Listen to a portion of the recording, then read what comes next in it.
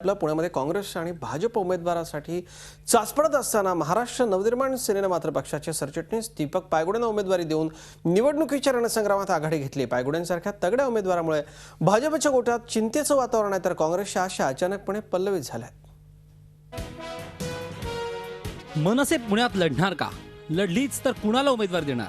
निवडणूक जिंकण्यासाठी लढणार की इतरांची मतं खाण्यासाठी लढणार?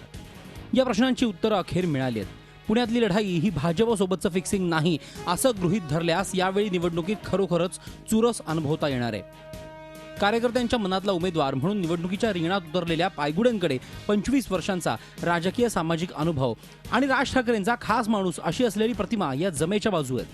खरं तर पुण्यात उमेदवारीसाठी इतर पक्षांमध्ये सुरू आहे तशी चुरस मनसेमध्ये नावालाही नव्हती।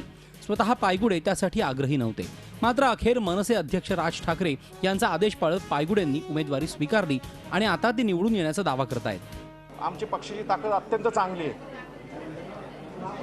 जरी समजा कोणाची महायुती हो नाहीतर आघाडी हो, आम्हाला काही फरक पडत नाही।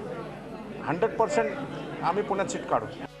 मनसेनं तगडा उमेदवार दिल्यानं भाजपमध्ये काहीशी चिंता पसरली।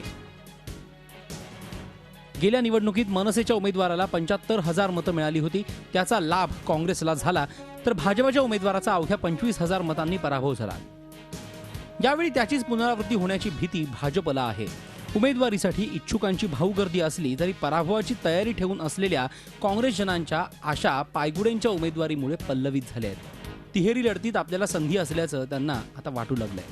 हे सगळं खरं असलं तरी अजून भाजप आणि काँग्रेसचे उमेदवारच निश्चित नाहीत। उमेदवारीसाठी इच्छुकांमध्ये रोज नवनवीन नावांची भर पडते। त्यामुळे या दोन्ही पक्षांना आधी ती चुरस संपवावी लागणार आहे। त्यानंतर पुण्यामध्ये भाजप, काँग्रेस आणि मनसेची चुरस खऱ्या अर्थानं रंगणार आहे। अरुण मेहत्रे, झी मीडिया, पुणे। झी 24 तास रहा एक पाऊल पुढे।